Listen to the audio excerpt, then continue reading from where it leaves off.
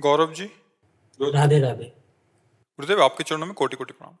महाराज जी, अगर बुरी आदतों पे विजय नहीं प्राप्त कर पाए मृत्यु तक, तो क्या सिर्फ सच्चे प्रयास मात्र से श्री जी हमसे मिलेंगे? मतलब हम प्रयास करते रहे और बुरी आदतों पे हम काबू। प्रयास क्या करते रहे वो तो भी तो पता होना चाहिए। बुरी आदतों को छोड़ने का। नहीं, इससे कुछ नहीं होता, इससे कुछ नहीं होता।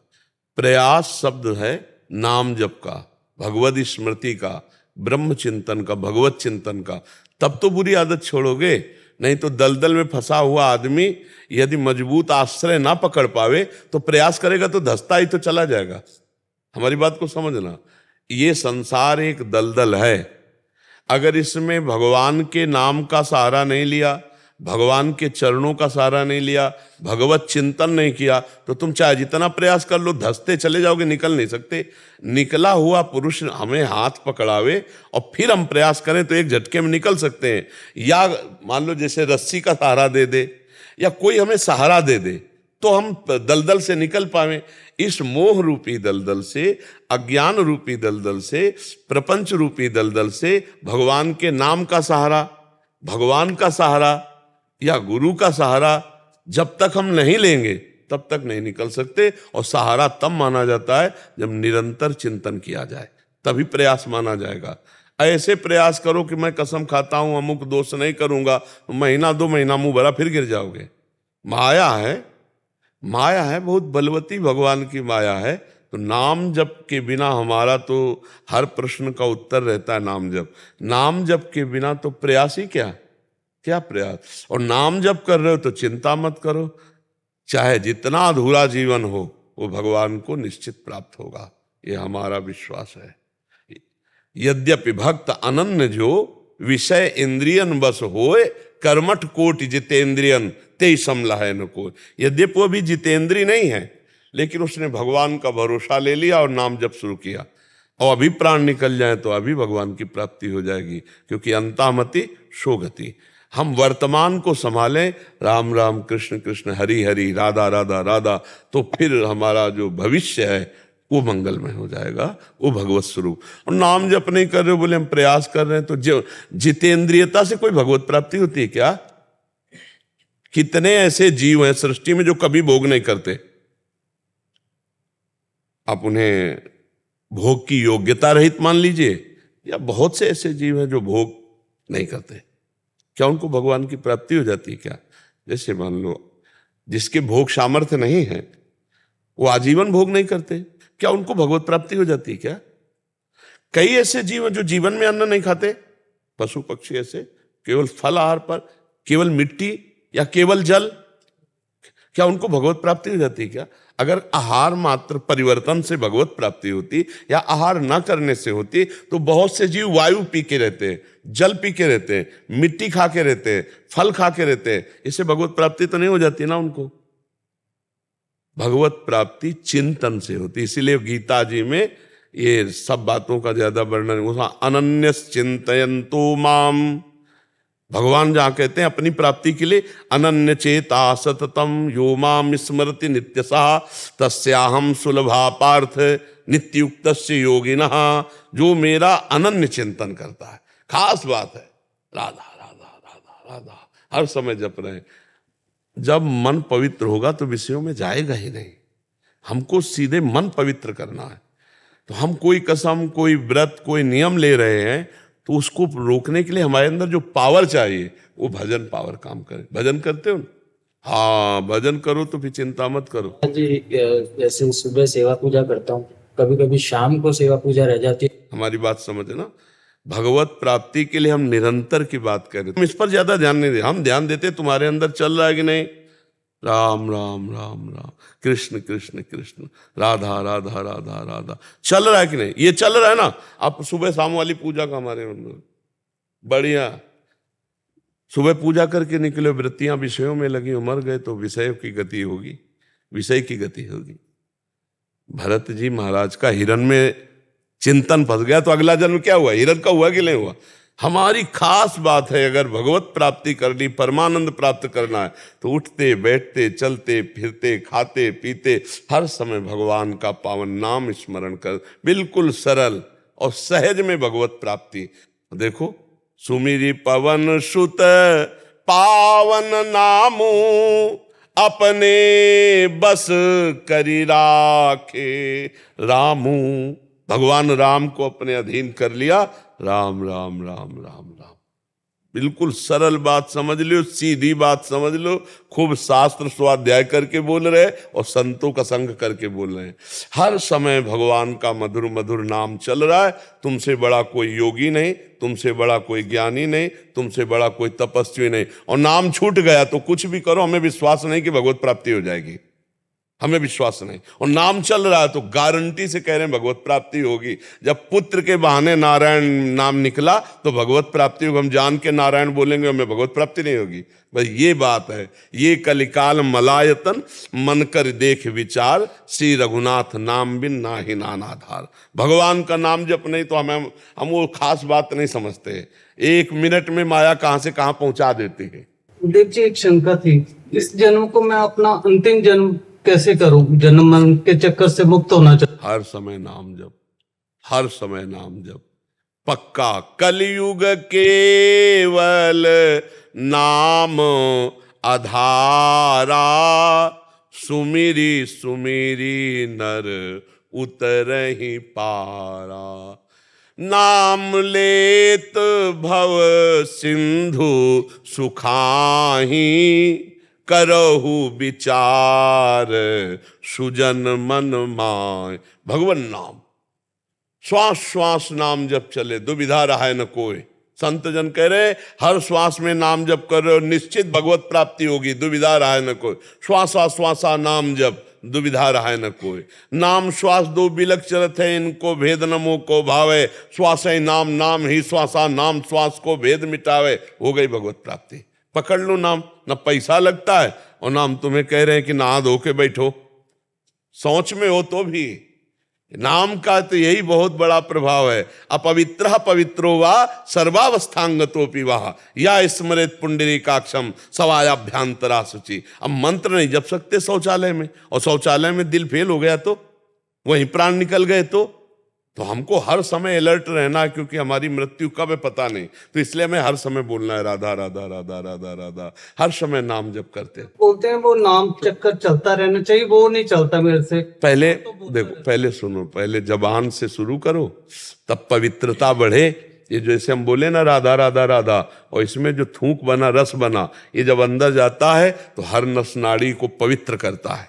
ध्यान रखना, ये बड़ा अमृत, नामामृत है जो हम नाम जप करते हैं ना जबान से, और जो निकलता है ये हृदय को जाके पवित्र कर। और जब हृदय पवित्र होने लगेगा तो नाम झलकने लगेगा। नाम क्या, नाम ही झलकने लगेगा, भगवान का रूप आ जाएगा। पर चलते रहो, अभी उसको पकड़ो, जो कहा जा रहा है उसे पकड़ो, तो आगे अपने आप आ जाएगा। मोहन जी कोलकाता से। राधे राधे।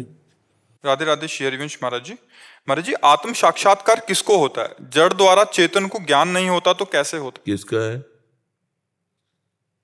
जड़ द्वारा चैतन्य का ज्ञान नहीं, जड़ द्वारा नहीं, जड़ को तो ज्ञान होता नहीं ना, अपने आप से अपने आप का होता है। जो तत्व साक्षात्कार होता है ना, अपने आप से अपने आप का होता है। वो किसी करण या इंद्रियों से नहीं होता है, वो स्वयं से होता है। अपने आप से अपना साक्षात्कार होता है। पर ये तभी होगा जब अंतःकरण पवित्र होगा, अंतःकरण भगवत चिंतन परायण हो, संकल्प रहित हो जाए। और अंतःकरण से, पवित्र अंतःकरण से जो अपनापन है, अभी जैसे शरीर से अपनापन है कि मैं पुरुष हूं, मैं स्त्री हूं, फिर अंतःकरण से जो मन बुद्धि चित्त अहंकार है, उसमें ममत्व तो हमारा इतना फिट हो गया है कि जैसे मन नेत्रेंद्री के द्वारा दृश्य देखना चाहता है तो मैं देख रहा हूं, समझ पा रहे हैं अपना। श्रवणेंद्री के द्वारा सुनना तो मैं सुनना चाहता हूं, रसेंद्री के द्वारा अगर चख रहा है तो मैं चख रहा हूं। यही अज्ञान है। वो अंतःकरण से अपनत्व हटा लेता है। फिर स्वभाव जो कारण शरीर है उससे का भी वो दृष्टा होता है। अब वो जब इस बात का अनुभव कर लेता है, एक होता है ज्ञान होना, जैसे आपको भी ज्ञान है, हम भी बोल रहे हैं, लेकिन इस बात का जब अनुभव हो जाता है तो देखते हुए भी देखता नहीं, सुनते हुए भी सुनता नहीं, भोगते हुए भी भोगता नहीं, चखते हुए भी चखता नहीं, चलते हुए भी चलता नहीं, सोते हुए भी सोता नहीं। ये स्थिति, वो अब जो स्वरूप है उसमें कभी ये कुछ क्रियाएं नहीं होती, पर क्रियाएं सब हो रही है और उसका वो कर्ता भाव स्वीकार किए। पता चलता क्रिया हो रही है, है? पता चलता क्रिया हो रही है, हम अलग हैं। हाँ, ये बात जो है तब मानी जाएगी जब गर्मी सर्दी भूख प्यास जन्म मृत्यु ये सबका दृष्टा हो। समझ रहे ला? हाँ, शरीर के प्रारब्धानुसार भारी भीषण कष्ट है तो भी वो दृष्टा ही है, भोगता नहीं है। और शरीर को बहुत चंदन आदि लगा के आरती पूजा लोग कर रहे हैं, प्रणाम कर रहे हैं, तो भी वो दृष्टा है। न सुख न दुख न मान न अपमान, किसी भी तरह का कोई द्वंद्व नहीं, कोई इच्छा नहीं, कोई सोच नहीं, कोई विकार नहीं, वो अपने स्वरूप में स्थित महापुरुष है। ब्रह्मभूता प्रसन्नात्मा न शोचति न कांक्षति समा सर्वेषु भूतेषु मद भक्तिम लभते पराम। अपने आप से अपने आप को जाना जाता है। गीता में भी तो यही बात है। बस वो जानना है, पर ये जानना कोई खेल नहीं है। ये जान गया तो बहुत बड़ी बात है, पर यही जानने के लिए पहले भक्ति करना पड़ेगा। स्वरूपानुसंधान भक्ति रेव गरीषे। भक्ति, हमारा शरीर बहुत से ऐसे आचरण हुए जो अपवित्र हो चुका है, अंतःकरण अपवित्र हो चुका है, हमारा स्वभाव अपवित्र हो चुका, पहले इसे पवित्र करना पड़ेगा। जैसे शांत निर्मल जल तो नीचे क्या दिखाई देगा ना, तो ऐसे अंतःकरण निर्मल और एकाग्र चंचलता रहित, तब अपने आप से अपने आप का बोध होता है। पर अंतःकरण की समता ही स्वरूप बोध को ले जाएगी। अगर अंतःकरण नहीं तो हमारे ममत्व, हमारा अहम, अंतःकरण में एक अहम है, मन बुद्धि चित्त और अहंकार, यही अहंकार फांसे हुए है। जो स्वयं में है ना, पता तो चलता है जो अहंकार आ रहा है, ये तो पता चलता है अहंकार आ रहा है। जी। पर जैसे हम सो रहे हैं, हम खा रहे हैं, हम पी रहे हैं, हम चल रहे हैं, हमने ये किया, हमारा ये परिवार, हमारा ये शत्रु, ये हमारा, ये जो व्यवहार है, इस व्यवहार में वो सम अंदर से है और बाहर से व्यवहार नौटंकी नाटक में जैसे रोल किया जाता है ना, ऐसे रोल हो रहा है, पर वो उससे बिलग है। हर सेकेंड कभी चूक नहीं, उसी तुरीय अवस्था कहते हैं। तो हम लोग को चूक हो जाती है। हाँ, तो अभी अब साधक है ना, सिद्ध थोड़ी है। जब तत्व बोध हो जाएगा तो बात अलग हो जाएगी।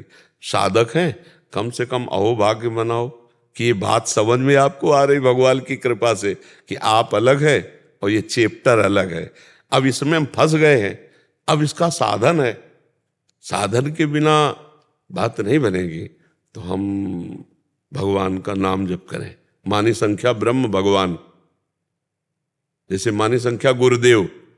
जब सवाल हल करना होता था ना, तो स्कूल में जब थे तो मानी संख्या रखी जाती थी, तो सब परब्रह्म है। तो अब ये हमें जानना है, तो मानी संख्या परब्रह्म गुरुदेव। अब हम गुरुदेव की शरण में गए। भगवान भी गीता जी में नहीं कहते प्रणपातेन प्रश्न, एक जगह हम ब्रह्म भाव किया गुरुदेव में, गुरु साक्षात परब्रह्म। अब उनके उपदेश के अनुसार हम चलने लगे। धीरे धीरे धीरे हमारा हृदय जब पवित्र हुआ, तो अगर ये ज्ञान ना भी हो तो स्वरूप बोध हो जाएगा। मम दर्शन फल परम अनुपा और जीव पाव निज सहज स्वरूपा। जे भी भगवत साक्षात्कार हो ते भी अपने स्वरूप का बोध हो जाएगा। तो हमें लगता है कलिकाल है, अब सिद्धासन पद्मासन में 3 घंटे तो बैठ ले सकते कि आप शरीर को एकाग्र कर सके, और मन बहुत देर तक एक लक्ष्य पे टिका रहे असंभव। आप देखिए, ईमानदारी वाली बात है ना। हाँ, तो क्या करें, अब हम भगवान की शरण में हो जाएं। 2 प्रकार से भव समुद्र से पार हुआ जाता है, एक तो तैर के ज्ञान के द्वारा, और एक भगवान की शरणागति होकर नौका पे बैठ के जाना। तो हमें लगता है तैरना अब असंभव हो, क्योंकि समय नहीं रह गया और ऐसा साधन नहीं रह गया कि हम भव समुद्र को ज्ञान के द्वारा तैर कर जाएं। और इसमें बड़े बड़े मगरमच्छ हैं, काम क्रोध लोभ मोह मद मत्सर, एक झटके में लील जाएंगे। जो ज्ञानिन कर चित अपरई बरियाई विमोह बस करई। साक्षीपना 2 मिनट में हटा देगी माया, 2 मिनट में और भोग में उतार देगी, बड़ी प्रबल है ना। तब सब गुरुओं के गुरु भगवान श्री हरि, उनका आश्रय ले ले। देखो सनक सनंदन सनातन सनत कुमार ब्रह्मबोध संपन्न महापुरुष है ना, पर हर समय क्या जपते रहते हैं, हरि शरणम हरि शरणम हरि शरणम हरि शरणम। भगवान शिव ज्ञान समुद्र है ना, हर समय भगवान का नाम जप करते रहते हैं, लीला भगवान की कथा अम्बा को सुनाते रहते हैं। तो हमें लगता है भगवान की लीला चरित्रों को सुने, खूब नाम जप करें और दूसरों की सेवा करें, और उस समय अपने को कर्ता ना माने।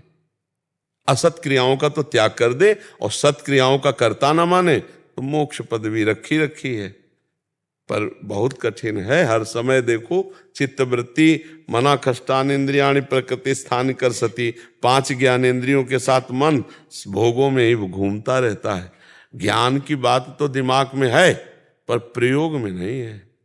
तो दिमाग वाली सी बात तो चलेगी नहीं, प्रयोग वाली सी बात चलेगी। मान लो हर समय राइफल टांगे घूम रहे और शत्रु जब आया तब राइफल भूल गए तो फायदा क्या हुआ? तो ऐसे हर समय ज्ञान की बातें तो कर रहे हैं, जब काम आया, क्रोध आया, लोभ आया, मोह आया तो सब ज्ञान रखा का रखा रह गया, धनुष बाण तूणीर सब भूल गए, तो फायदा क्या हुआ अस्त्र टांगे? तो हम लोग कुछ ऐसे ज्ञानी हैं कि ज्ञान तो है पर समय पर उसका प्रयोग नहीं है। प्रयोग होता है तप के द्वारा, तपस्या, साधना, भजन, इसके द्वारा प्रयोग होता है, तब वो ज्ञान हमारे हर समय जागृत रहेगा। तो हमें लगता है खूब नाम जप करो, अगर हमारी बात समझ में आ जाए, भगवान का खूब नाम जप करो, जितना नाम जप करोगे उतने ज्ञान प्रयोग में आ जाएगा। ज्ञान तो है पर प्रयोग में आ जाएगा, और भगवान का भक्त परम ज्ञानी होता है। देखो हनुमान जी महाराज ज्ञानियों में शिरोमणि है, बुद्धिमताम वरिष्ठम ज्ञानिनाम अग्रगण्यम। गरुण जी भगवान के भक्त है ना, गरुण महाज्ञानी गुण राशि, विश्वामित्र महामुनि ज्ञानी, जिनका चित्त भगवान से जुड़ा। तो सही बात में जो ब्रह्म बोध है, तो सोई जाने जे देहु जनाई और जानत तुम्हें तुम्हें हो जाए। भगवान गुरु रूप से जिसे बोध करा देते हैं उसी को बोध हो जाता है। अन्यथा ज्ञान तो सब वेदांत पढ़ लो, याद कर लो, लेकिन माया पर विजय प्राप्त नहीं कर सकते।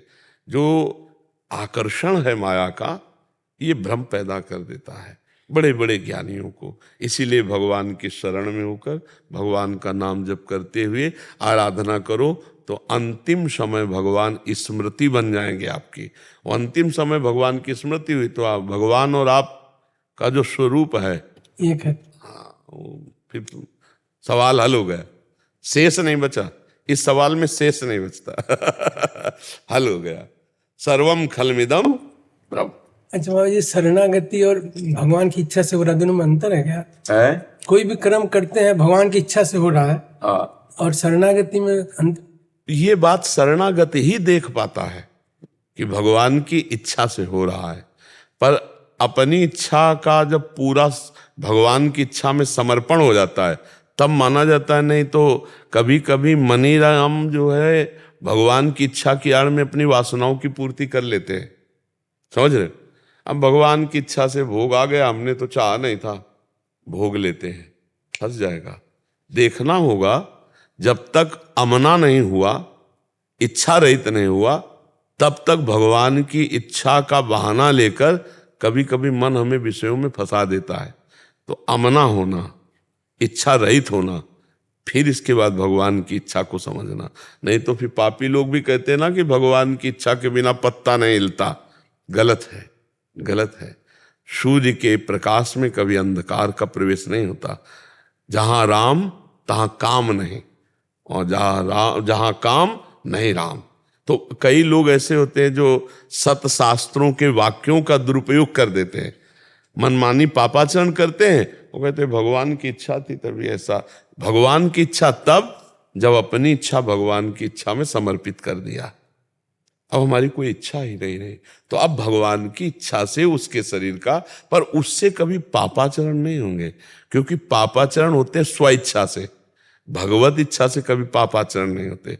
तो जो स्वेच्छा का भगवान की इच्छा में त्याग कर चुका है वो तो बहुत बड़ा महापुरुष हो चुका है। अब जोई जोई प्यारो करे सोई मुहि भावे।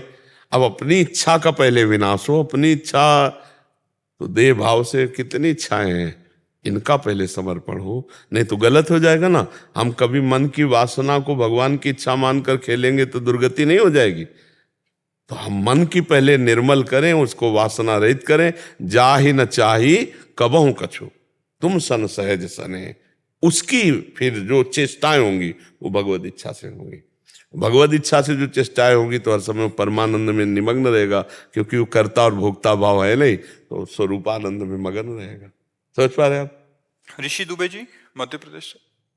श्री हरिवंश महाराज जी, आपके चरणों में कोटि कोटि प्रणाम। महाराज जी, भगवत प्राप्ति में सदकामनाएं कैसे बाधक होती हैं? सदकामनाएं भी बाधक होती हैं क्या? पहले असत कामनाओं का तो त्याग करो, सत कामनाओं के द्वारा असत कामनाओं का त्याग करो, फिर सत कामनाओं के कर्तृत्व भाव का त्याग कर दो, तो भोक्तत्व भाव खत्म हो जाएगा, चाहे नहीं रह जाएगी। सद कामनाएं, सद किसे कहते हैं? तुमने सद को क्या जाना है? अच्छी कामनाएं जान, नहीं तो अच्छी कामनाओं में यहाँ संसार में सद क्या है? जैसे भगवत कामनाएं। हाँ, भगवत कामनाएं वो सत है। तो सत कामनाओं के द्वारा असत कामनाओं का त्याग करो पहले, अभी तो त्यागे नहीं हो। असत कामनाओं का त्यागी ही सत कामना में युक्त होता है, और सत कामनाओं का कर्ता भाव जब चला जाता है तो वो भगवत प्राप्त हो जाता है।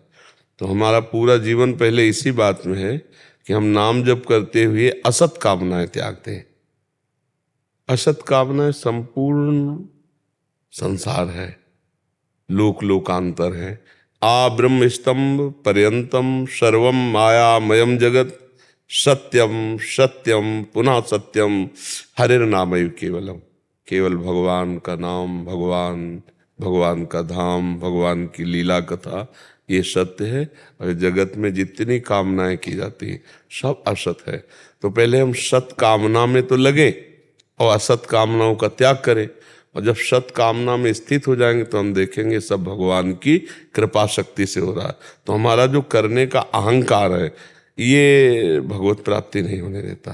तो ये अहंकार जो है, कर्तृत्वाभिमान जो है, ये नष्ट हो जाता है सत क्रियाएं करके। जब हम भजन करते हैं, दूसरों का हित करते हैं, भगवान की सेवा की भावना से समाज सेवा करते हैं और भगवान की लीला कथा सुनते हैं, तो हृदय पवित्र हो जाता है। पवित्र हृदय में अहंकार नहीं रहता, मलिन हृदय में अहंकार रहता है।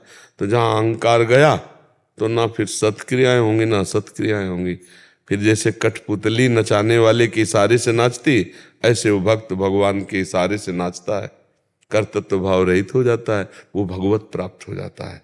जब तक अहंकार रहता है, मैंने ये किया, मैं ये कर सकता हूँ, मैं ये करूँगा, तब तक वो प्रकृति राज्य में रहता है, परमात्मा राज्य में नहीं। आप देखो ना, आप देखो प्रकृति राज्य में ही तो शरीर भाव से ही सब, परमात्मा राज्य में प्रवेश पाने के लिए देहाभिमान गलित होता है। देह भाव बहुत सुदृढ़ हो गया है, ये मैं स्त्री हूं, मैं पुरुष हूं, बहुत सुदृढ़। इसीलिए संसार सत्य लग रहा है और हम इसी में समेटने में पूरा जीवन बर्बाद कर देते हैं। रुपया पैसा पद प्रतिष्ठा और भगवान का भजन किया नहीं और शरीर छूटा, सब यही रह गया। फिर कौन सी योनि में जाएंगे कुछ परिणाम का पता नहीं।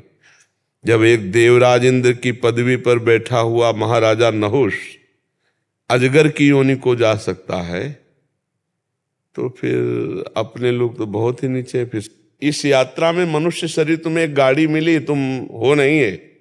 अगर भगवान की प्राप्ति नहीं की तो और गाड़ियां हैं नीची योनि की, 83,99,999 योनियां भोगना पड़ेगा। अवश्य में भोक्तव्यम कृतम कर्म शुभाशुभम। ये मोक्ष प्राप्ति के लिए, भगवत प्राप्ति के लिए मानव देह मिला है। तो अपने कर्तव्य कर्म को भगवान की पूजा बनाकर सत इच्छा धारण करे, असत इच्छाओं का त्याग करे, फिर सद इच्छा का भी त्याग करके कर्तृत्व भाव, भोक्तत्व भाव रहित वो परमात्मा स्वरूप को प्राप्त। अब इतना करने में पूरा जीवन लग जाता है। तो खूब चलो अच्छे भाव से, कोई नशा न करो, पराई माता बहनों की तरफ गंदी दृष्टि मत करो, मोबाइल से गंदी बातें मत देखो, तो अभी जीवन सुधरने लगेगा। और गंदी बातें करोगे तो हमारी बातें समझ में नहीं आएगी। मलिन बुद्धि वाले को आध्यात्मिक की बातें समझ में नहीं आती। समझ पा रहे हो हमारी बात जी?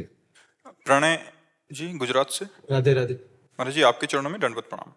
महाराज जी, भगवान श्री स्वामी नारायण जी की परावाणी वचनामृत में भगवान ने कहा है कि भगवान की सर्वोच्च प्रसन्नता का कारण है कि भगवान के स्वरूप में मन की अखंड वृत्ति का रहना। तो मैं अपने इष्ट का नाम जप करने का निरंतर, भगवान की अखंड वृत्ति का स्वरूप है चराचर जगत में भगवान देखना। निखंडित हो जाएगी वृत्ति ना, ये स्त्री, ये पुरुष, ये पापी, ये पुण्यात्मा, समाज, सब कुछ भगवान ही है। भगवान की प्रसन्नता का हेतु क्या है? चित्त वृत्ति को भगवान में समर्पित करके सबकी सेवा करो।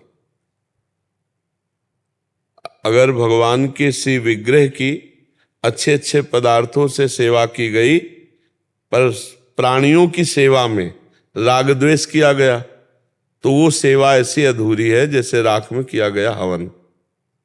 इसलिए संपूर्ण प्राणियों में भगवान की भावना करते हुए जिस समय जो सेवा प्राप्त हो वो भगवत सेवा मानकर किया जाए और हर समय भगवान का स्मरण किया जाए, इसी से भगवान प्रसन्न हो जाते हैं।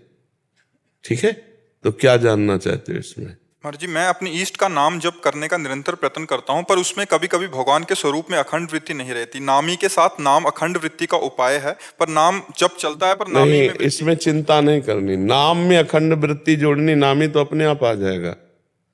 देखी रूप नाम आधीना। जब नाम चल रहा है तो हमें रूप की चिंता नहीं करनी, नाम पे वृत्ति लगानी। नारायण हमारी आंखों के सामने लिखा हो, नारायण हमारे कान सुन रहे हो, नारायण हमारे हृदय से निकल रहा हो, नारायण। बस इतना तुम संभालो, आगे की सारी बात आ जाएगी। देखना, करके देखना। ठीक है, हाँ, ये हम करी हुई बात कह रहे हैं। पढ़ी हुई एक होती है, एक होती है अनुभव की हुई। हाँ, ऐसे भजन करो, रूप की चिंता मत करो। रूप तो अपने आप आ जाएगा, धस जाएगा हृदय में, नेत्रों में नशा छा जाएगा रूप का। रूप का एक नशा होता है। आठों पहर रूप छके घूमत रहे, तन को तनिक न भान, नारायण दृग जल बह यह प्रेम पहचान। विरह कमंडल कर लिए, बैरागी दो नयन, मांगत दरस मधुकरी छके रहते। धन्य भाग है कि आप नौजवान बच्चे भगवान के मार्ग में चल रहे हो। ये कलिकाल है, बहुत बड़ा धन्य भाग है आप लोगों का। नहीं तो मलिनता ऐसी बढ़ती जा रही, गर्लफ्रेंड, बॉयफ्रेंड, नशा, व्यभिचार, सब गंदी बातें दुर्गति का कारण। आज हम बड़ा धन्य भाग मान रहे हैं अपने नौजवान भाइयों को कि वो संतों की बात सुनने लगे, वो अध्यात्म में चलने लगे, वो गंदी बातें छोड़ने के लिए तैयार हो गए। नहीं तो बहुत कठिन बात है। माया का ऐसा आकर्षण है कि नौजवान होते ही बस वृत्ति इसी में लग जाती। बड़े भाग्य हैं जो अध्यात्म में वृत्ति लगाकर भगवान का रूप या भगवान का नाम प्रिय लगने लगे। ये तो जन्म जन्मांतरों के पापों का नाश हो रहा है, तब ऐसी वृत्ति लग रही है। हाँ, भगवान बहुत प्रसन्न है और तब ऐसी वृत्ति लगती है जब द्रवहि दीन दयालु राघव साधु संगति पाई, फिर वहाँ भजन, साधन, उपासना। और ऐसा नहीं कि संसार से हट जाता है, संसार में वही सब काम करने हैं, लेकिन वो पहले करता था अहंकार युक्त अपनी वासनाओं की पूर्ति के लिए, अब करता है उपासना की पूर्ति के लिए, भगवान के लिए। बात बदल गई, अब वो भगवान को प्राप्त हो जाएगा। ठीक है, सबसे बड़ा धन्यवाद तो गुरुदेव आपका, जो करोड़ों लोगों को आपने मार्ग में चला। इसमें भैया हम कहीं नहीं है। देखो, निमित्त भगवान किसी को बना दे, कर वो ही रहे हैं। हम कहीं जाते तो है नहीं। भगवान हमारे अंदर जो ज्ञान दिए उसी को बोल रहे हैं, और भगवान सबकी बुद्धि को बदल रहे हैं। ये भगवान की कृपा, उन्हीं का कृपा प्रसाद है। वो कहीं भी बैठ, हर ऑफिस उन्हीं की है, तो इस ऑफिस में आके बैठ के अब वो बोल रहे हैं तो उन्हीं की बात का चमत्कार है। हम में कोई सिद्धि, कोई चमत्कार, कोई ऋषि मुनि, भगवान चला रहे हैं एक कठपुतली की तरह पर्दे के पीछे, और आगे कठपुतली नाच रही तो लोग कह रहे वाह वाह वाह वाह। लेकिन कठपुतली का नाचना पीछे अंगुलियों से है, वो नचाने वाला पर्दे के पीछे है और वो नचा रहा है। वही देखने को प्रेमानंद रूप ये है, वो अंदर बैठा हुआ परमात्मा ही वही बोल रहा है, वही प्रकाश कर रहा है, वही किसी के स्वप्न में जाके उपदेश कर रहा है, किसी की बुद्धि बदल रहा है। वो सब परमात्मा का खेल है। कहने को प्रेमानंद, करे करावे आप सब, और जने बड़ाई दे, अपने भक्त को बड़ाई देते करते तो भगवान से। इन नेत्रों को तो आप ही में भगवान देखते हैं गुरुदेव। क्योंकि भगवान जब सर्वत्र है, तो अगर हम संत सदगुरुदेव में भगवत भाव कर लें तो हमारा काम बन जाए, है नहीं। सर्वत्र भगवान है, तो अगर हम संत सदगुरुदेव में, जब भगवान जब सबरी जी को उपदेश कर रहे हैं तो कह रहे सातों समो मोहि मैं जग देखा, मोते अधिक संत कर लेखा। सातवीं भक्ति है, कि समान रूप से भगवान को सब में देखो, लेकिन संतों को भगवान ने कहा मेरे से भी अधिक करके मानो। मोरे मन प्रभु अस विश्वासा, राम ते अधिक राम कर दासा। भगवान से भी बढ़कर भगवान के संत जन, ऐसा जिनका भाव हो गया वो तो बड़े भाग्यशाली है। नहीं, संतों में विश्वास होना कठिन है, भगवत भाव हो जाए फिर क्या कहना है जी। कल्याण और भगवत प्राप्ति में अंतर क्या है? कल्याण और भगवत प्राप्ति में बड़ा अंतर है। जैसे तप लोक जाना, महर लोक जाना, जन लोक जाना, सत्य लोक जाना, ये कल्याण है। स्वर्ग के ऊपर के लोगों को में स्वर्ग तक पुण्य लोकों का भोग भोग कर मृत्यु लोके विसंति, वो यहाँ आएगा। लेकिन जैसे तप लोक जाना, जन लोक जाना, महार लोक जाना, सत्य लोक जाना, ये कल्याणमय लोक है, ये भोग लोक नहीं है। तो वहां से आना पड़ेगा? हाँ, नहीं, ब्रह्मा के साथ उन लोकों में है कि अभी तो नहीं आना पड़ेगा, लेकिन दो परार्ध जब ब्रह्मा की आयु समाप्त होगी और फिर जब सृष्टि होगी तो आना पड़ेगा। लेकिन मोक्ष और भगवत प्राप्ति हो जाने पर आना नहीं पड़ेगा। इन लोकों में ये आने जाने आ ब्रह्म स्तंभ पर्यंतम सर्वम मायामयम जगत, यहाँ तो आना जाना पड़ेगा। आ ब्रह्म भुवनान लोकान पुनरावर्तिनो अर्जुन, भगवान कह रहे ना गीता में, यहाँ से लेके ब्रह्मलोक तक का आना जाना। पर वो कल्याण हो गया, वो दुखों से अभी छूट गया है, वो परम सुख में निमग्न है, लेकिन उसे आना पड़ेगा सृष्टि चक्र में। सृष्टि चक्र से मुक्त होने के लिए भगवत प्राप्ति या मोक्ष प्राप्त होना अनिवार्य है। तो आपने कहा था कि आर्त और अर्थार्थी जो भक्त होते हैं उनका कल्याण हो जाता है, तो क्या उन्हें मुक्ति? नहीं, मुक्ति शब्द से तो नहीं जोड़ सकते हम, क्योंकि आप भगवान से रुपया मांगे हो तो भगवान क्रम बाई क्रम आपको बढ़ाएंगे, लेकिन आपने भगवान के दर्शन तो चाह नहीं, भगवान से प्रेम चाह नहीं, तो मुक्ति तो नहीं मिलेगी अर्थार्थी आर्त को। तो धन प्राप्ति के बाद वो जैसे कामना करेगा, अगर वो धन प्राप्ति के बाद फिर भगवान की प्राप्ति की कामना करे तो बात बन जाएगी। लेकिन केवल धन प्राप्ति से उसका कल्याण का मतलब मंगल शुरू हो गया, अब वो दुख निवृत्ति की तरफ बढ़ रहा है, लेकिन उसको भगवत प्राप्ति थोड़ी हो गई। उसके बाद कर तो सकता है ना? धन प्राप्ति के बाद वो अग्रसर, अगर वो भगवान को भूल गया तो फंस जाएगा। भूल सकता है? हाँ, क्यों नहीं भूल सकता है। धन का ऐसा प्रमाद है, इसीलिए तो रोज सत्संग सुना जाता है, भगवान से प्रार्थना की जाती है कि मैं भूल न जाऊं। आपको उदाहरण दे दें, अक्रूर जी का नाम सुना है, बड़े भागवत थे, महाभागवत थे। समंतक मणि में उनका मन आ गया और सतधन्वा को प्रेरणा की कि सत्राजित को मार डालो, और समंत मणि ऐसा किया। सत्राजित जब मारा गया तो उनका समंतक मणि हमें दे दे, क्योंकि भगवान खोज करेंगे फिर तेरे को मार डालेंगे अगर तेरे पास सेमंतक मणि निकलेगी। और बात उल्टा हुई कि पहले भगवान ने मार डाला, फिर खोज की सेमंतक मणि तो उनके पास थी नहीं। अब सबको हुआ कि सेमंतक मणि के लिए तो सत्राजित मारा गया, तो आखिरकार उसके पास सेमंतक मणि निकली क्यों नहीं? तो लगा कि मतलब क्या कपट हो रहा है बीच में। भगवान बलराम जी को और सत्यभामा को लगा कि भगवान ऐसा क्यों बोल रहे हैं कि सेमंतक मणि नहीं। मतलब एक संशयात्मक वृत्ति भगवान के ऊपर भी चली गई। धन बहुत विचित्र खेल है। भगवान ने बुलाया अक्रूर जी को, अक्रूर जी काशी चले गए थे, काशी में यज्ञ कर रहे थे। भगवान ने बुलाया, कहा चाचा जी मुझे पता है बड़ी बड़ी यज्ञ हो रही हैं आपकी। तो समंतक मणि 8 भार सोना रोज देती थी, उसी से सब उनका समंतक मणि दिखा दो। हम लेंगे नहीं, दिखा दो, मैं पता है आपके पास ही है, सबका संशय दूर हो जाए। तो समंतक मणि के कारण भगवान को छोड़कर द्वारिका से काशी चले गए थे और समंतक मणि की प्रधानता हो गई। और इंद्रनील मणि श्याम मनोहर ठाकुर जी उनको गौड़ नजर आने पर, ये धन है, ये धन कभी भी भगवान की माया है। भगवान अभी सब हमारी बुद्धि, हम सबकी बुद्धि को मोहे हुए है। अब भगवान से अर्थ मांगे पर उसके साथ प्रार्थना ये कर दे कि आपका विस्मरण कराए तो मत देना, आपकी स्मृति रहे। भगवान तो वैसे तो मांगे ना, वो भगवान सब दे ही रहे, पर अगर मांगे भी तो छूट दे दे कि ऐसा धन ना दे देना कि आपसे दूर हट जाए, आपको भूल जाए। देखो दत्तात्रेय जी को रिझा लिया शास्त्राबाहु अर्जुन ने, खूब धन संपत्ति ऐश्वर्य सब प्राप्त किया और चढ़ गया अभिमान। तो जमदग्नि जी का कितना बड़ा अपमान किया, और यहाँ तक कि फिर उनके पुत्रों ने गला। तो फिर 21 बार हर्षे से भगवान परशुराम जी ने। तो ये बहुत विचित्र भगवान की माया है बच्चा। ध्रुव जी को दिया, विभीषण जी को दिया, तो उनके ऊपर नजर भी तो रखते थे भगवान। वो बात मांगा नहीं। ध्रुव जी ने ये संकल्प मन से किया था कि मैं भगवान से वो पद प्राप्त करूंगा, राजपद के लिए विचलित हुए थे, पर कहा था वो परम पद प्राप्त करूं जो हमारे बाप बाबा को भी नहीं मिला। लेकिन जब भगवान मिले तब मांगा नहीं। आप पढ़ के देख लेना। करदम ऋषि करदम ऋषि ने जब भगवान से 10,000 वर्ष तक तपस्या करके मांगा, तो आप सोचो 10,000 वर्ष भगवान में चित्त वृत्ति रखने वाला कामांध पुरुष नहीं होता। जब देहूति जी मिली तो स्पर्श भी नहीं किया। आप पढ़ के देखना, भाव में डूबे रहे। जब देहूति जी ने कहा कि आपका गृहस्थाश्रम का जो फल है वो तो वंचित हो रहा, प्रभु आप हर समय ध्यानस्थ रहे, तब योग से कैसा विमान रचा था, पढ़ा तुमने? 9 खंड का। और कई रूप में हुए थे करदम जी? 9 रूप में।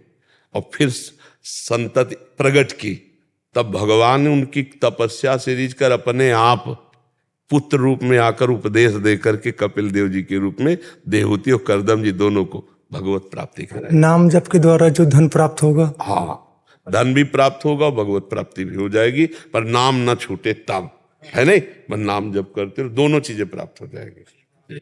संतोष झा जी। जय श्री राधे। जय श्री राधे। महाराज जी, ध्यान की पराकाष्ठा क्या है? ध्यान की पराकाष्ठा है ध्यान न रहना। अपना स्मरण करने की जो वृत्ति है, मैं ध्यान कर रहा हूं, ये भी ध्यान न रह जाए। यही ध्यान की पराकाष्ठा है कि ध्यान का कर्ता ही न रह जाए। ब्रह्म नहीं, माया नहीं, नहीं जीव नहीं काल, अपनी हूँ सुधि ना रही, एक रहो नंदलाल। ऐसी वृत्ति कि मैं भगवान का ध्यान कर रहा हूं, ये भी खत्म हो जाए। केवल भगवान ही भगवान, मैं ध्यान कर रहा हूं ये नहीं, केवल ध्यान। त्रिपुटी का लय हो जाना ही, ध्याता, ध्यान और ध्येय। ध्येय प्रभु,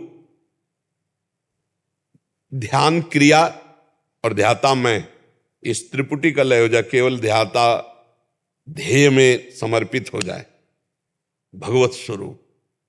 अब ये आखिरी चरम सीमा है। इसके आगे त्रिपुटी का लय हो जाना ही, अर्थात मैं भगवान का ध्यान कर रहा हूं, ध्यान रूपी क्रिया और मैं दोनों का समाहित हो जाना, केवल भगवान। ये आखिरी ध्यान की स्थिति है। समझ पाए आप जी? राहुल जी। राधे राधे महाराज। राधे राधे। प्रणाम महाराज जी।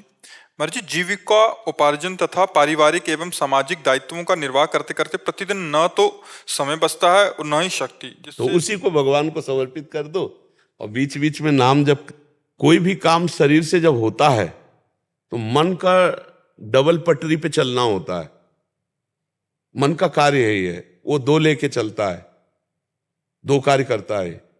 आप देखो, एक कार्य आपका सहयोग करेगा बाहरी, वो आंतरिक वो एक कार्य करता रहता है। देखा कभी आपने ऐसा? आप लोगों ने पकड़ा है मन को डबल कार्य करते हुए, है नहीं? वो डबल कार्य ज्यादा पसंद करता है। एक मान लो आप माला जपना शुरू करो तो उसमें भी सहयोग करेगा, राधा राधा राधा कहेगा, इसके बाद तुरंत निकल जाएगा अपना कार्य करने। तो जब आप सांसारिक कार्य कर रहे हैं तो एक कार्य तो ये हो गया, और जो उसका डबल वाला कार्य है उसको स्मरण में फंसा दो। भगवान ने गीता जी में कहा, मां मनुस्मर युद्ध च, युद्ध से बढ़कर गृहस्थी का तो कार्य होता नहीं। युद्ध सबसे बड़ा खतरनाक कार्य होता है, अपने प्राणों को बचाना, दूसरे के प्राणों को लेना। युद्ध में तो तभी विजय प्राप्त होती। मां मनुस्मर युद्ध च, मेरा स्मरण करते हुए युद्ध कर। तो क्या गृहस्थी के कार्य करते हुए भजन नहीं हो सकता? हम वो बैठने वाला भजन नहीं कहते, माला वाला भजन नहीं कहते, हम अंदर के सुमिरन वाला भजन करते हैं। राधा राधा कृष्ण कृष्ण राम राम राम। क्या ऐसा नहीं किया जा सकता है? बस आप चिंता मत करो, अगर इसको तुम कर लो सुमिरन अंदर, तो बाहर की कोई भी क्रिया हो वो भगवत प्राप्ति कराएगी, धर्म विरुद्ध ना हो। बस यही बड़े बड़े योगियों को भ्रम था श्री रैदास जी के प्रति। वो माला लेके नहीं बैठते थे, वो अपना कार्य करते थे, कठौता और अपना जो उनकी जीविका का कार्य था। कठौता का पानी ना बड़े बड़े सिद्धों के दिमाग जो है ना आश्चर्यचकित कर दिए, क्योंकि वो कहते थे मन चंगा तो कठौती में गंगा। हर समय नाम जप करते रहते, अपना कार्य करते रहते। हमें लगता है बड़े बड़े महापुरुषों के चरित्रों को पढ़कर अलग से कोई भक्ति करने की जरूरत नहीं है। अगर आपका चित्त भगवान के चिंतन में लग जाए और कर से कर्म करो विधिनाना और मन रखो जहां कृपा निधाना, इससे बढ़िया भक्ति क्या हो सकती है? आप हल जोत रहे हो, आप व्यापार कर रहे हो, आप ऑफिस में हो, अंदर चल रहा है राधा राधा, और बाहर से अवसर पड़ा, बात कर रहे हैं, सेवा कर रहे हैं, आप जैसा महान भक्त कोई जान ही नहीं पाएगा। रावण नहीं जान पाया था विभीषण भक्ति कर रहा है, लेकिन अंदर हर श्वास में भगवान का नाम। लंका में रह के भक्ति कर ली विभीषण जी ने। रावण के मंत्री भी थे और भाई भी थे, और लंका में रह रहे थे। लंका निश्चर निकर निवासा, यहाँ कहाँ सज्जन कर बास, वहां भक्ति कर ली। तो हमें लगता है गृहस्थी में बहुत बढ़िया भक्ति हो सकती है। क्यों, आपको क्या डिस्टर्ब है? भक्ति के अलावा जैसे आप कोई कार्य करना चाहते हैं, हम कहते क्यों करना चाहते हो?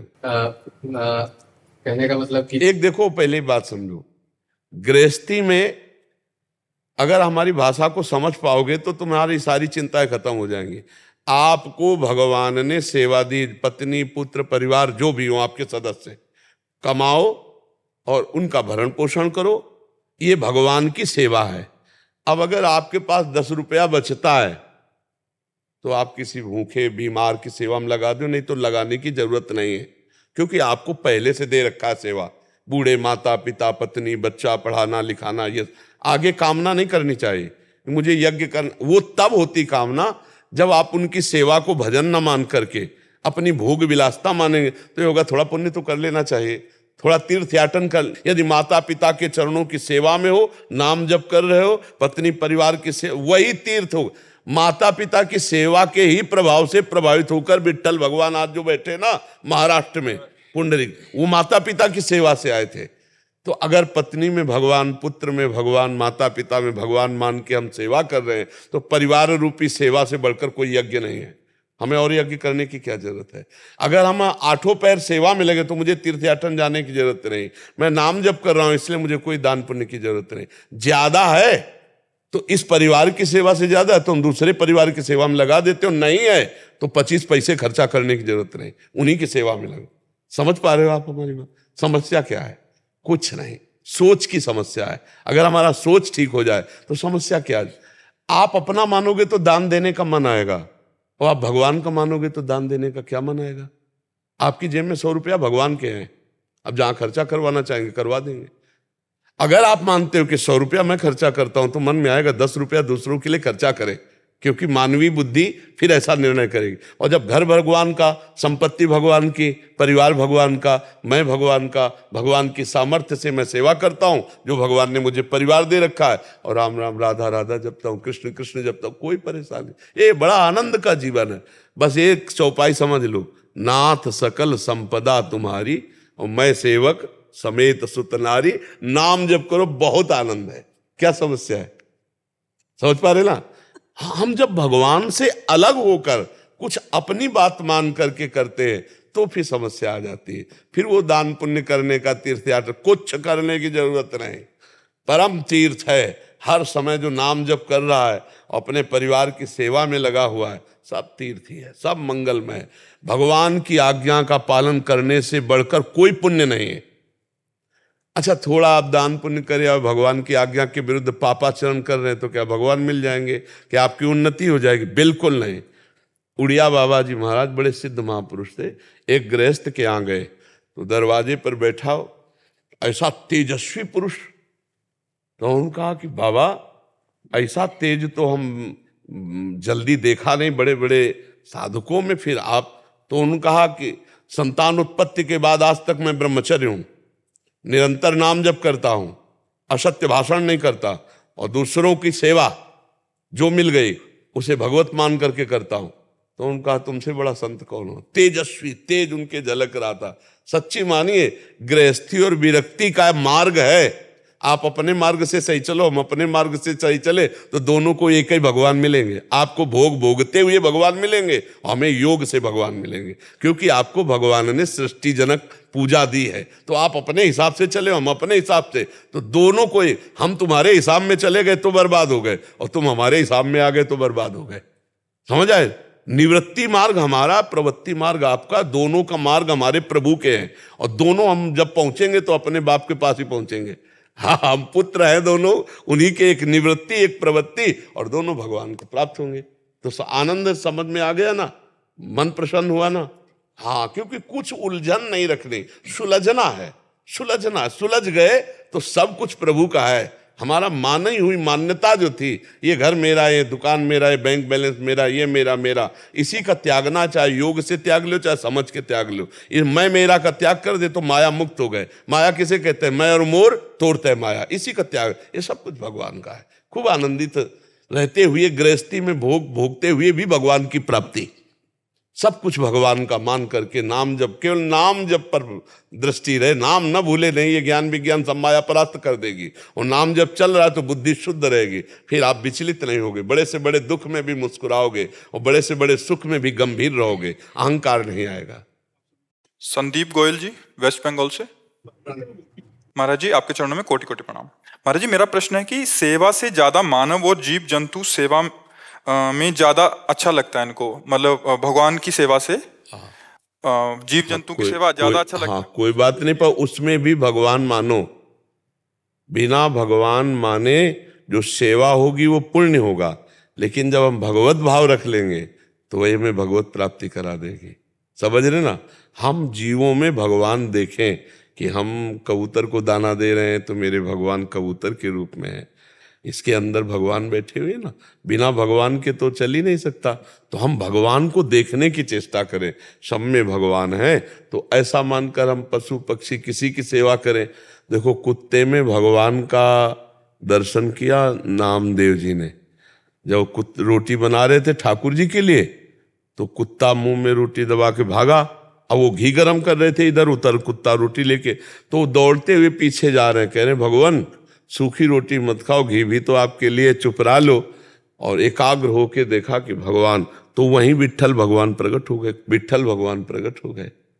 तो अगर हम पशु पक्षियों में भगवान को देखकर सेवा करते हैं तो भगवान की बहुत सुंदर सेवा है। अलग से अगर मूर्ति सेवा नहीं करते तो कोई परेशानी नहीं, पर भगवत भाव उसमें करना पड़ेगा। महाराज जी, मूर्ति सेवा भी करते हैं लेकिन उतना मन नहीं लगता जितने इस काम। कोई बात नहीं, हम यही कह रहे हैं, भगवान उन रूपों में भी है। आप खूब मन लगाकर उन जीवों की सेवा करो, किसी जीव को कष्ट ना पहुंचाना और सुख पहुंचाना, ये सबसे बड़ी भगवान की सेवा है। इसीलिए हम उन लोगों से प्रार्थना करते हैं जो लोग मांस खाते हैं, पशु पक्षियों का, जीवों का, कि आपका जैसा शरीर प्रिय है ऐसे हर जीव का शरीर प्रिय है। और आप दूसरों का मांस उबाल के काट के खाते हो तो आपकी दुर्गति पक्की, आपके शरीर को बहुत कष्ट होगा, बहुत पीड़ा होगी। एक आदमी जिंदगी में कभी कोई पुण्य नहीं किया था, पर उसके मन में आता तो एक रोटी का आटा लेकर वो मछलियों को ऐसे जल में पवाता जाके।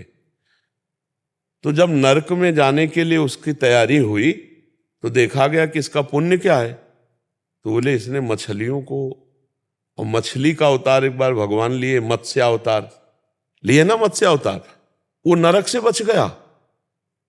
और जब उसको दोबारा मनुष्य बनाया गया तो उसने पशु पक्षी जीव जंतुओं की खूब सेवा करना, कि एक मछली के दाना आटा खवाने से मैं नरक से जाने से बच गया और मुझे पुनः मनुष्य शरीर मिला, अब चांस नहीं खोएंगे। तो ये बहुत बड़ी बात है। जीव जंतुओं की जो हत्या करके शरीर में अपने, ये सब राक्षसी प्रवृत्ति और बड़ी दुर्गति प्राप्त होती है।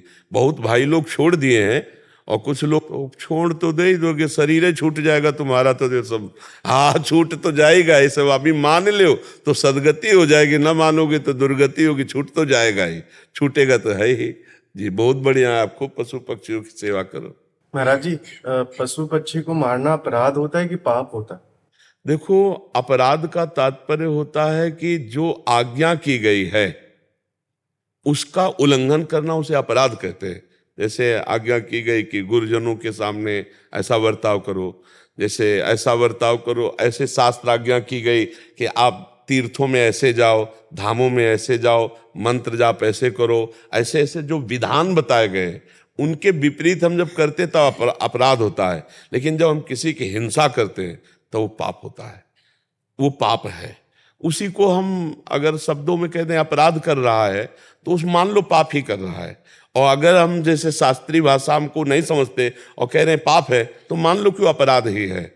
जैसे गुरु अवहेलना करना, तीर्थों में जाकर के मनमानी आचरण करना, जो शास्त्र निषिद्ध हैं उन कार्यों को करना, जो मंत्र के समय बताया गया सावधानी करो ऐसा नहीं, जो वो अपराध की संज्ञा में आते हैं। और जब हम किसी को अपने सुख के लिए पीड़ा देते हैं तो उसे पाप कहते हैं। जैसे पाप शब्द में आता है मदिरापान करना, परिस्त्री गमन करना, दूसरे का द्रव्य अपहरण करना, और हिंसा करके दूसरे का मांस खाना, और जुआ खेलना, ये 5 महापाप कहे गए, 5 महापाप कहे गए।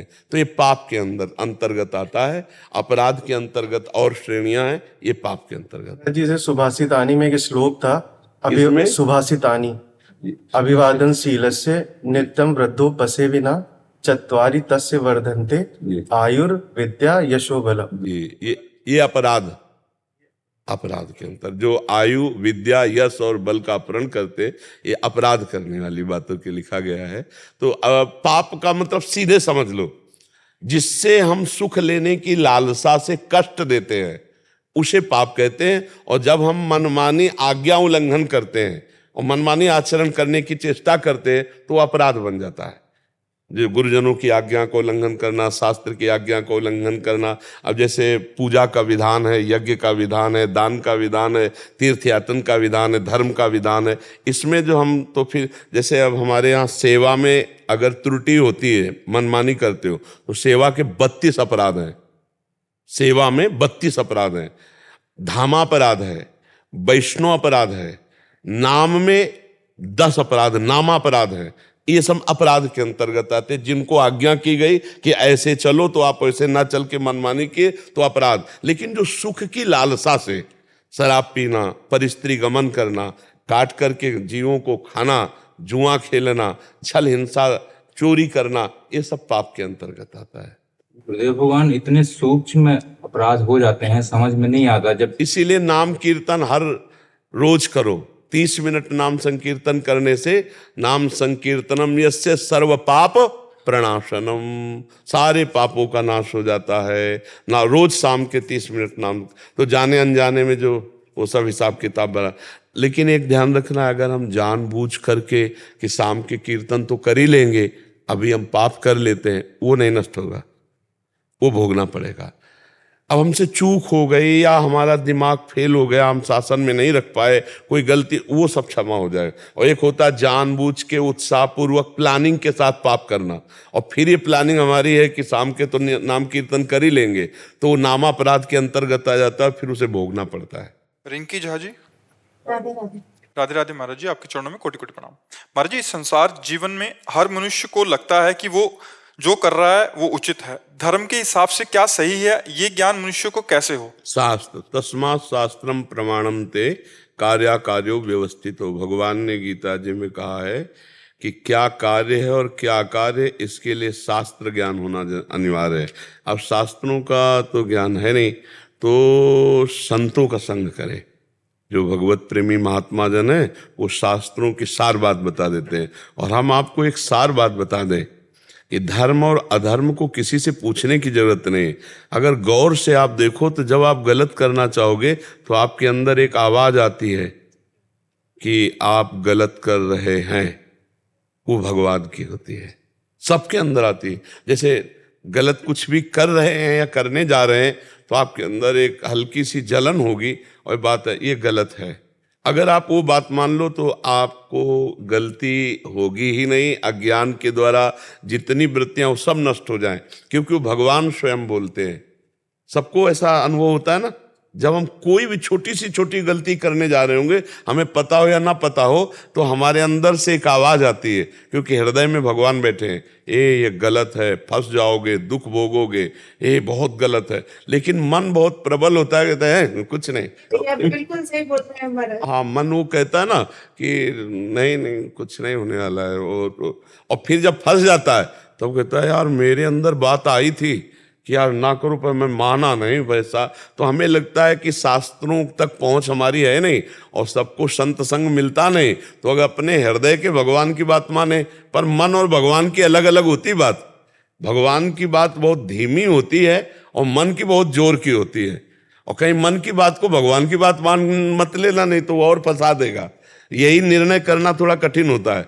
वो सूक्ष्म आवाज एक होती है, बहुत धीमी, गलत दिशा में जा रहे हो, पर मन आपको बढ़ाता ले। अगर वहीं रुक जाए तो फिर जीत गया। पर 100 में हमें लगता है एक ही कोई अगर सुन पाए और जान पाए और मान पाए, नहीं तो सब प्रवाह में बहते रहते हैं और अंदर से भगवान बोलते रहते, कोई नहीं सुनता है। और अगर उनकी बात सुन ले तो और ज्ञान जानने की जरूरत नहीं, अंदर ही तुम्हारे सारा ज्ञान है। वो अपने आप एक बात मान लोगे तो 2 बात मानने की सामर्थ्य आ जाएगी, 2 बात मान लोगे तो 100 बात मानने की सामर्थ्य आ जाएगी, और एक बात की अवहेलना करोगे तो सब बातों की अवहेलना होती चली जा रही। हम लोग अवहेलना वाली लाइन में खड़े हैं, मानने वाली लाइन में नहीं खड़े। तो अब फिर इसके लिए हमें बाहर जाना पड़ता है। अंदर के भगवान की बात ना माने तो फिर शास्त्र की बात और संतों की बात, यार संत कह रहे नरक भोगना पड़ेगा, और बार बार वो कह रहे थे तो हमको डरना चाहिए, हम मान ले। मन की बात माने तो नरक पहुंचा दे, ये ऐसा गलत सहयोगी हमारा है सहयोगी हमारा, सहयोगी है।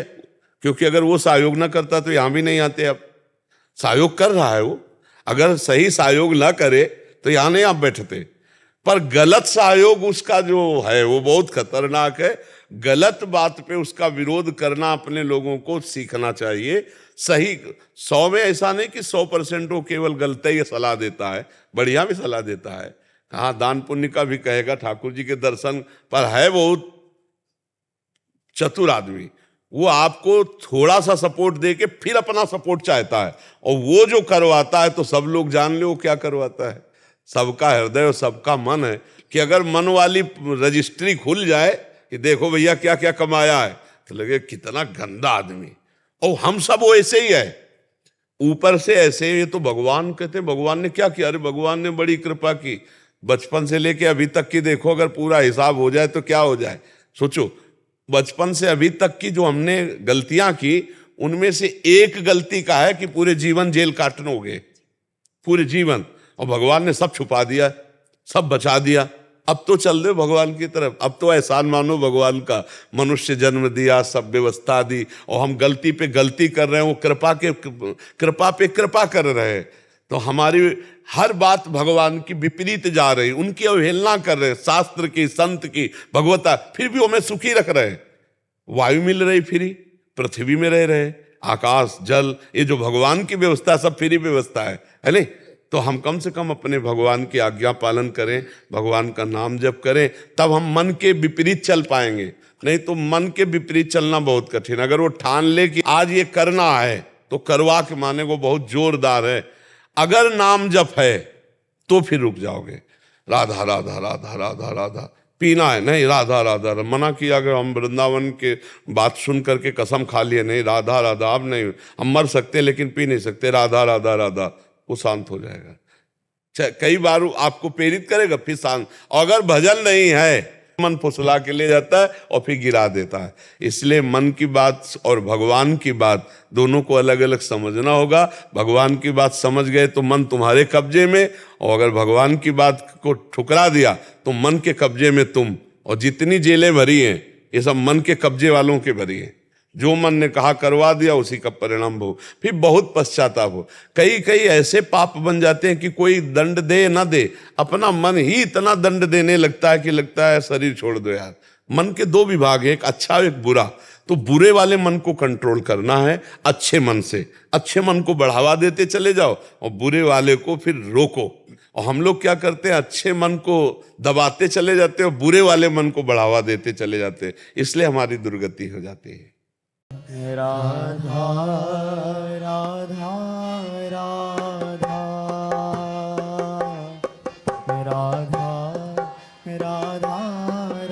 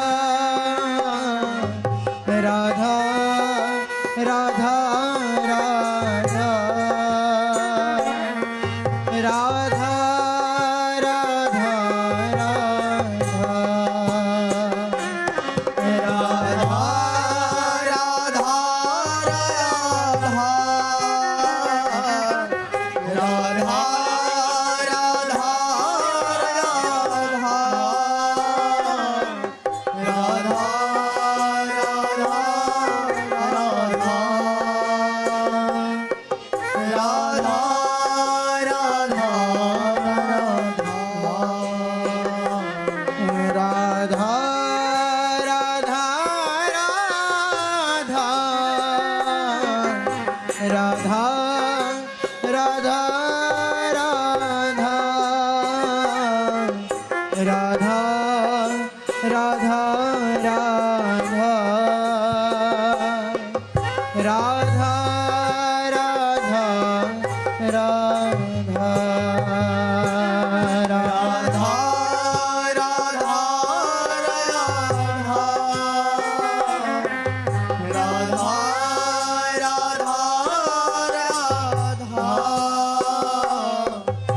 राधा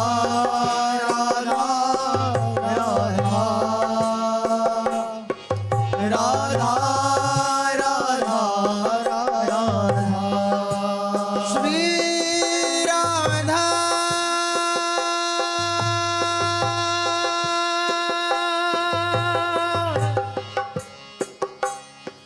राधा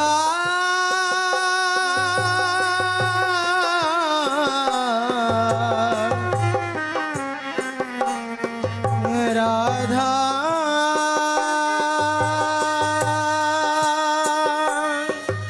राधा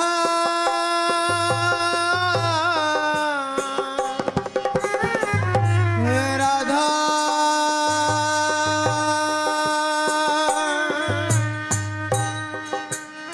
श्री राधा